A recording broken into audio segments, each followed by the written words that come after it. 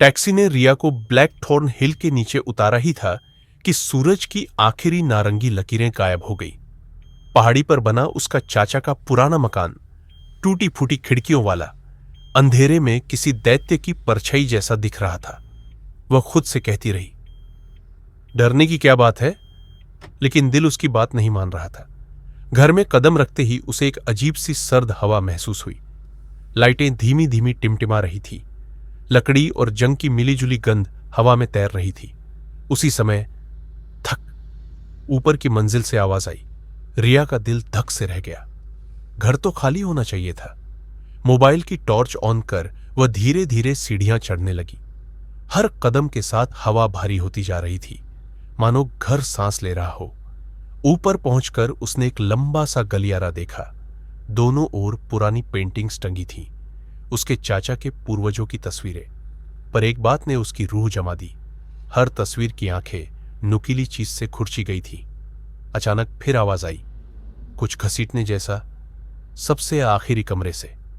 रिया ने कांपते हाथों से दरवाजा धक्का दिया। कमरा खाली, सिर्फ एक पुराना ड्रेसर और कोने में एक लंबा शीशा जिस पर सफेद कपड़ा डला हुआ था। शीशे पर पड़ा कपड़ा हल्का सा हिला, हालांकि खिड़कियां बंद थीं। रिया ने हिम्मत जुटाई और कपड़ा हटाया।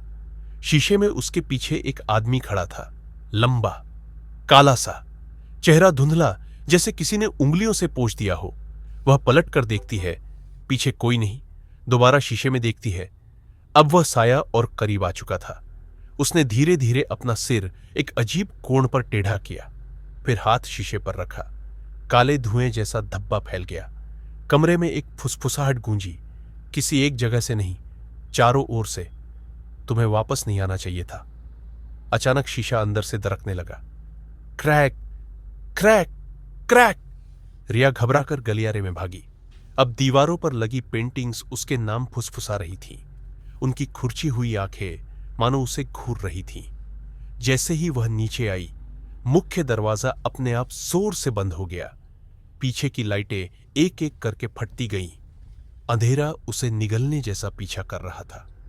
वह दरवाजे का हैंडल पकड़कर जोर से खींचती रही। दरवाजा हिला तक नहीं। तभी पीछे से कदमों की आवाज, धीमी, स्थिर, किसी इंसान जैसी नहीं। एक बर्फीली फुसफुसाहट उसके कान पर पड़ी। अब तुम इस घर की हो। लाइटें बुझ गईं, केवल उसकी चीख बाकी रह गई।